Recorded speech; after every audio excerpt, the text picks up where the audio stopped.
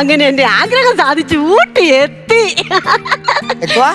ഓ, ഞാൻ കളിക്കുന്നിടത്തല്ലല്ലോ ഇങ്ങനെ വാഴ വെക്കുന്നേ. ഇതിന് ഇച്ചിരി റേഞ്ച് കുറവാ. അതെ, മക്കളോട് നുണ പറഞ്ഞ് കാശി പോവാന്നും പറഞ്ഞ് വന്നില്ലേ ഊട്ടി. ആ ഊട്ടി എത്തിയെന്ന് ഞാൻ സ്വന്തമായിട്ട് അങ്ങ് പറഞ്ഞതാ.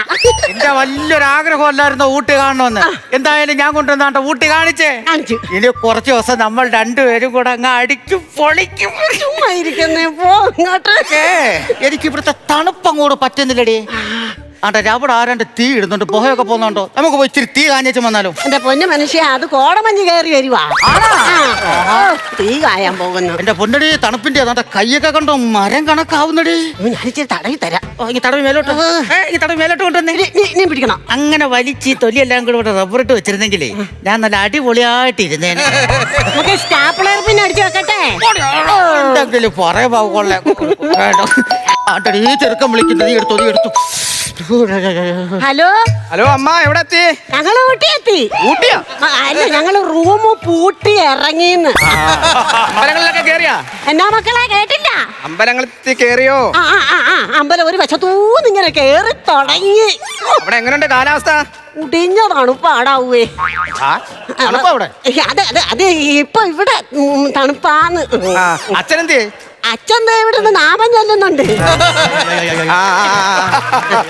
അമ്മ ഇനി റേഞ്ച് കുറവാ, ഒറ്റത്തെ പറ. അമ്മ ഇനി അടുത്ത് എവിടാ പോന്നെ? ഇനി ഞങ്ങള് കൊടൈക്കനാല്. അല്ല, അതെ, ഈ റേഞ്ച് ഇല്ലാത്തത് കൊണ്ട് വിട്ട് വിട്ട് കേക്കുകയല്ലേ. അതാ ഇവിടെ കൊട വെച്ച കനാലിന്റെ അടുത്ത് കൊട വെച്ച ഒരു അമ്പലം ഉണ്ടല്ലോ. നീ വന്നിട്ടില്ല, നിനക്ക് അറിയത്തില്ല. ആ അമ്പലത്തിൽ കയറി 2 ദിവസം തൊഴുത് ഭജനമൊക്കെ ഇരുന്നിട്ട് അച്ഛനും അമ്മയും കൂടെ അത് വരാതെ. പിന്നെ സമയത്തിന് മരുന്ന് കഴിക്കണം, ആഹാരം കഴിക്കണം, അച്ഛനെ നോക്കണം.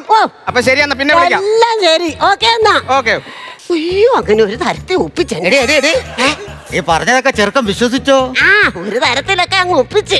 അതെനിക്കറിയാം, നുണ പറഞ്ഞ് വിശ്വസിപ്പിക്കാൻ നിന്നെ കഴിഞ്ഞേ വേറെ ആരും ഉണ്ട്. അതെന്നാ വർത്താനാ മനുഷ്യ നിങ്ങളാ പറഞ്ഞേ? അല്ല, ഞാൻ എന്തോന്നാണെയാ നിങ്ങളോട് പറഞ്ഞിട്ടുള്ള ഒന്ന് പറഞ്ഞേ. എന്തോന്നാണെന്നോ? നമ്മുടെ കല്യാണം കഴിഞ്ഞ് നമ്മൾ രണ്ടുപേരും കൂടെ സദ്യ കഴിച്ചുകൊണ്ടിരുന്നപ്പം ഒരുത്തം വന്ന് നിന്റെ ചെവിയിൽ ഏതാണ്ട് കുണുകുണാന്ന് പറഞ്ഞിട്ട് ആ ഇലയുടെ അറ്റത്തിരിക്കുന്ന പഴം എടുത്തോണ്ട് പോയില്ലയോ? അവൻ ആരാന്ന് വെച്ചിട്ട് ഇത്രയും കാലമായിട്ട് നീ സത്യം പറഞ്ഞു എന്നോടും? 40-45 കൊല്ലം മുമ്പ് നടന്ന പഴത്തിന്റെ കഥയും പൊക്കി പിടിച്ചോണ്ട് വരിക പഴം. എന്റെ അമ്മാവന്റെ മോനാണ്. ഞാൻ എത്ര പ്രാവശ്യം നിങ്ങളോട് പറഞ്ഞതാ. അവൻ ജീവനോടെ ഉണ്ടായിരുന്ന ഞാൻ കൊണ്ടൊന്ന് കാണിച്ചു തരായിരുന്നു. ഇങ്ങേരുടെ കൂടെ ജീവിക്കുന്നതിനൊക്കെ വലിച്ചോണ്ടിരിക്കുകയും ചെയ്യും. ഒരു സമാധാനം തരികയെന്ന് എപ്പോഴും ഇങ്ങനെയാ. കല്യാണം കഴിഞ്ഞപ്പോ തൊട്ട് ഞാൻ അനുഭവിച്ചോണ്ടിരിക്കുക. ഒന്ന് പറഞ്ഞു പോയാ അപ്പോഴേ അങ്ങ് പിണങ്ങും. എടി പെണ്ണെ, ഇങ്ങോട്ടൊക്കെ നീ പിണങ്ങല്ലേ. പിണങ്ങാൻ നിന്നെ കാണാൻ കൊണ്ടുപോയാലെന്താ? അല്ലെങ്കിൽ ആട്ടെ സിനിമ നടിയെ പോലെ ഇരിക്കുമല്ലോ നീ. ചുമ്മാ നിങ്ങൾ എപ്പോഴും ഇങ്ങനെ പറഞ്ഞു. അല്ലടി, ഉള്ള കാര്യമല്ലയോ? അതെ, ഇവിടെ എങ്ങും ആരും ഇല്ല. ഉള്ളതാ, ഇവിടെ ആരുമില്ല. അതിനിപ്പോ എന്തോ വേണോന്നാ? നമ്മക്കേ ആരെങ്കിലും ഒക്കെ ഉള്ളിടത്തോട്ട് പോകാൻ എനിക്ക് പേടിയാകുന്നു. പേടിക്കുന്നത് ഞാനൊരുത്തരും കൂടെ നിൽക്കുമല്ലോ വടി പോലെ. വടി വേണം നിക്കണമെങ്കിൽ. തണുപ്പൊക്കെ ആയോണ്ടാ ഞാനിപ്പോ ഇവിടെ ഒരു 25 പുഷപ്പ് അങ്ങോട്ട് അടിക്കാൻ കൊണ്ടോ നല്ല സ്റ്റഡി ആയിട്ട് നിൽക്കും. 25 ശ്വാസം ഒന്ന് നേരെ എടുത്ത് വീട്, എന്നിട്ട് പുഷപ്പ് അടിക്കാം. അവള് പിണങ്ങി അതിനിടയ്ക്ക് നിന്റെ പിണക്കം ഞാൻ ഇന്ന് മാറ്റുവേടി. വേണ്ട.